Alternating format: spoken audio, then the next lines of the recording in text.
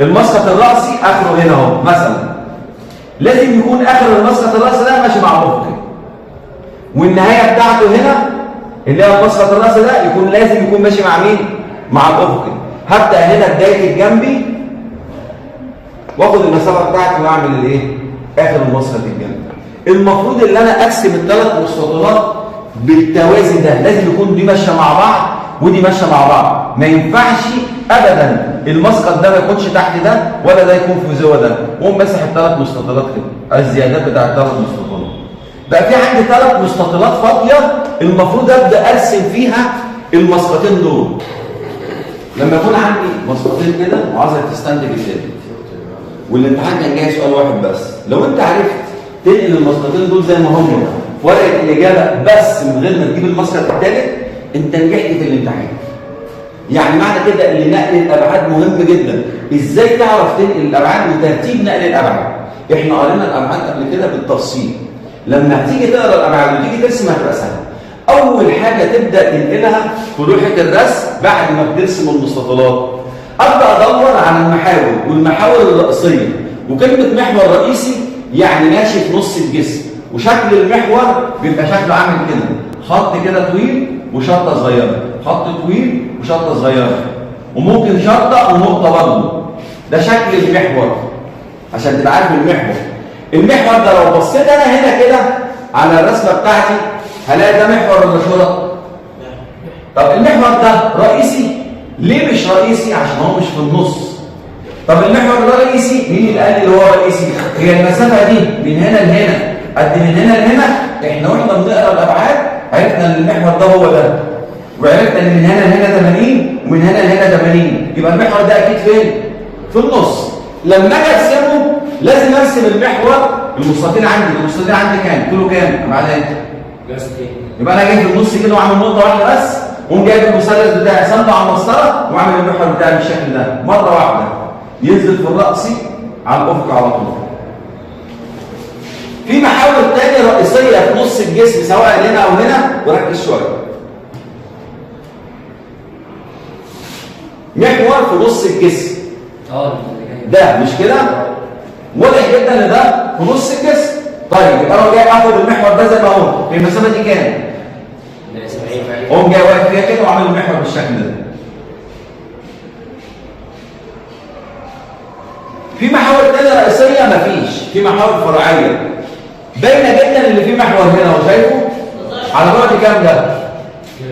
اقوم جاي واقف هنا من هنا لهنا كده 22 ومعمل المحور كده. هلاحظ المحور ده نزل تحت. انا ليه ما طلعتش المحور ده لغايه فوق؟ عشان هو مش طالع لغايه فوق، بعيدك كده بعيدك. انت شايف ان المحور هنا بادئ من الاول هنا بس، عشان كده ما طولتوش فوق، لكن نزلته لغايه تحت زي ده. في محاور ثانيه هنا مفيش. طب في تحت فيهم محورين اهو صح كده، وفي هنا تاني محاور تاني برضه اهي باينه قوي اهي. اللي هو البعد منهم كام؟ 50. يعني انا هاجي هنا في المحور اللي انا عامله ده واخد من هنا كام ومن هنا كام؟ 25 و25 واعمل المحور الثاني كده. والمحورين الصغيرين هنا اللي هم 10 و10 عشان يقطعوا هنا صح؟ لازم ارسم المحاور الاول كلها. اول خطوه تعملها المحاور، وتبدا بالمحور الرئيسي اللي في نص الجسم، عشان هو بيكمل محاور ثانيه جديده. يعني انا مثلا المحور اللي في النص ده انا رسمته الاول ولا رسمت المحورين دول الاول؟ رسمته الاول. لو انا ما رسمتوش الاول مش هعرف ارسم الاثنين دول. يبقى لازم الترتيبه دي تكون موجوده. محور رئيسي يعني في نص الجسم، ارسم الجسم نصين، وبعد كده المحاور الفرعيه. يبقى اول خطوه بنعملها بننقل المحاور في وحده الرسم بعد المستطيلات. ثاني خطوه ابدا ادور على الدوائر كلها وارسمها، وابدا اكبر دايره. في عندي كام دايره في الرسم؟ 2 4 لا مين يزود؟ هم 4. ها؟ هم 4. 3 هم 1 2 3 ولا 4؟ نبدا باكبر دايره. فين اكبر دايره؟ اللي هي دي قطرها كام؟ 60. هبدا على كام عشان ارسم الدايره الاولانيه دي؟ على 6. على كام؟ 6. 6 ايه دي؟ يعني ايه 6؟ مش 60 مللي؟ 60 مللي. افتح على 6 6 سم. هفتح على 6 سم. طيب لو انا فتحت على 6 سم، البرجل ده فتحته 6 سم، ورحت جاي واقف كده في المركز ده، فاتح كام؟ خليك معايا 6 سم، وجيت اعمل الدايره هتبقى كده صح كده؟ من هنا لهنا كام؟ ها؟ 6 يعني 60 مللي، ومن هنا لهنا كام؟ 6 برضه. يبقى دي كلها كام؟ 60 يا راجل 12 في 12. مش انت بتقول انا فاتح 60 مللي؟ بس تعب تحت صفر. ركز بس معايا، انا بس عايز افهمك، ما انا ممكن اقول لك على طول. انا هفتح على 60 مللي، وقفت كده بالبرجل، فتحه دي كام؟ 60. خد بقى من 6 سم، احنا اتعودنا كله بالملي. 60 مللي، ورحت لافف الدايره دي، بقت من هنا لهنا 60 مللي صح؟ ومن هنا لهنا كام؟ 60 مللي، بقت كام؟ 120. طب بس ده انا عندي كام؟ 60. يبقى ده ما ينفعش، يبقى غلط. نعمل ايه بقى؟ لا 30 مللي. 30 بقى. يبقى انا لما يكون عندي دايره وده القطر بتاعها، عشان ارسمها افتح على كام؟ على نص القطر، يكون دايره، خلي بالك مش نص دايره. هنا عندي دايره وانا مديني 60، ده القطر كله. كان ممكن يقف ويديني نص قطر بس على فكره. يعني ما كانش ممكن يعمل الخط اللي هنا ده. لو ما عملش الخط اللي هنا ده كده، بقت من هنا لهنا بس، بقت كام؟ بقت تحت على 60. لكن لما يعمل لي الخط كده بيقول لي ان القطر كله 60، يبقى انا هفتح على كام؟ على 30. يبقى اول دايره هقف هنا واعمل الدايره دي 30. الدايره اللي بعديها كام؟ 40.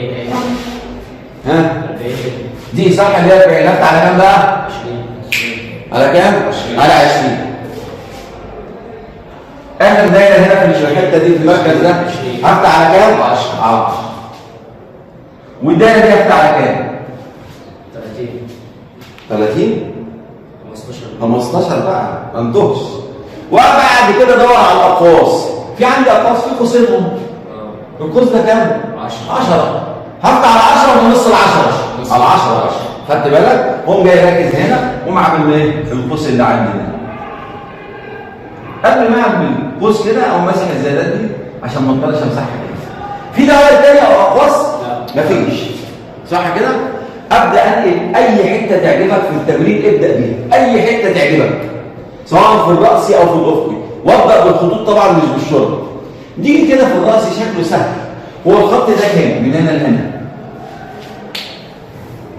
اهو. عاوز اعمل الخط ده اعمله هنا كده. ما هو اسهل خط اهو، مش هو خط موجود اهو. من هنا لهنا كام؟ 20. سهله جدا 20. خلصنا الخط ده صح كده. في عندي هنا في الحته دي زي مجرى كده، شايفها؟ المجرى دي طالع كده كام؟ 5. طب ومن هنا لهنا كام؟ 5. يا راجل من هنا لهنا كام؟ 6. دي كده خلاص 5، طالع انا فوق 5. يعني انا لما همشي كده في الحته دي كده هطلع كده 5 وكده 5 وامسح الزيادات دي صح كده؟ من هنا لهنا كام بقى؟ يعني انا جيت من هنا لغايه هنا عشان اعمل 5 دي كام؟ بص على الابعاد دي كلها 46. يعني من المحور ده لهنا كام والمحور ده هنا كام؟ 23. المحاور بتساعدك على الرسم خلي بالك. ورحت جاي عامل الحته دي بالشكل ده، رحت جاي ماسح الحته دي. ايه الشرط دي؟ سيبك من الشرط خليها في الاخر. ايه الخط ده؟ الخط ده طوله كام الاول؟ 40. ما هو من اول هنا لغايه الاخر اكيد دي 40، ما انا خدت دي 20. ما هو المستطيل موجود عندي اهو. انا محتاج بس اخد خط كده وخط كده. الحته دي كام؟ كام بقى؟ يعني هقف كده كام؟ او اخد من المحور ده كام وده كام؟ هي الحتتين دول بتوع مين تحت؟ بتوع مين؟ اختار احط المثلث بتاعي كده واشوف دي هتبقى ماشيه مع مين. الخط الازرق ده ماشي مع مين؟ ماشي مع مين؟ ماشي مع الدايره صح كده؟ طب الدايره دي كان كام؟ الدايره دي كانت 60. يعني من هنا لهنا كلها كام؟ 30 و30. يبقى انا اقف من هنا او من هنا لهنا كده 30 و30. في طريقه اسهل في الرسم. لما احط المسطره بتاعتي بدل انت رسمت الدايره بقى، احط المسطره بتاعتي كده، قوم حاطط المثلث بتاعي كده، قوم جاي واقف على اول الدايره كده من غير ما اقيس، قوم طالع كده على طول. اجي الناحيه الثانيه كده اخر الدايره، قوم طالع كده على طول. انا كده جايب الابعاد مظبوطه من على الدايره دي. ما الدايره دي 60، قوم طالع بالشكل ده. تمام كده؟ طب الحته اللي جوه دي كام؟ على طول. محتار او حاطط المثلث بتاعي كده، اشوف دي ماشيه مع مين تحت؟ ماشيه مع مين؟ مع الدايره ال 40 صح كده؟ طيب انا اكيد برضه احط المثلث بتاعي بالشكل ده على المسطره واقوم طالع برضه هنا كده اهو، بس دي شرط صح كده؟ هنزل لغايه كام عشان اعمل الخط ده؟ هنزل كده كام؟ 15. بعد كده في شرط في النص اللي هي كام؟ اللي هي بتاعت الدايره اللي جايه دي، اللي هي من اول هنا لغايه هنا، اقوم واقف كده واقوم واخدها كده بالمثلث ولا سنده على المسطره؟ لا سنده على المسطره. خلي بالك المثلث كان مصدود على المسطره. طيب كده في عندي في المسقط ده الشرط دي، بس الشرط دي بتاعت ايه؟ تقوم ماسك المثلث بتاعك حاطه كده، دي ماشيه مع مين؟ مع الدايره، يعني من هنا لهنا كام؟ يا راجل الدايره دي كام؟ يعني اخد كده كام وكده كام؟ 15. اقوم جاي كده 15 شرط كده والناحيه الثانيه شرط. اللي بعديها دي ماشيه مع مين؟ مع 38 كده كام وكده كام؟ 19 و19 برضه. انا بنقل الرسمه بس، اتكلمنا على الابعاد دي قبل كده. بعد كده بص الاقي في عندي خط هنا، شايفه؟ وصل من ده وده، ما سيبش بقى الرسمه زي دي. انا بقى مجرد ما امسحها كده هتطلع عندي الرسمه دي. يبقى انا المستطيل اللي انا كنت عامله في الاول ده مش استنتاج حاجه. المستطيل ده هو الا تحديد للمكان اللي انا هرسم فيه المسقط، ولازم كل رسوماتي تبقى خفيفه ما بنتقلش. طيب بالنسبه للمسقط الافقي ناقصه حاجه؟ في حاجه لسه ما رسمناش؟ في حاجات كتير. في عندي مستطيل اهو اللي هو كام بكام؟ 38 كده في 30 كده، يعني المحور ده اجي كده من فوق 15 واعمل خط كده واجي كده، يبقى كده 15 وكده 15 وكده 19 وكده 19. في ايه تاني عندي؟ في خطين هنا بتوع العصب دول اللي هم واخدين من هنا 5 ومن هنا 5. خلاص كده انا كده رسمت الرسمه بمنتهى السهوله. رسمتهم فين؟ في المسقطين دول. فاضل عندي مين بقى؟ نستنتج المسقط. كل ده انا بنقل الرسمه بس ولوحه الرسم، تمام كده؟ ازاي بقى نستنتج؟ ده اللي احنا هنتكلم عليه حالا دلوقتي.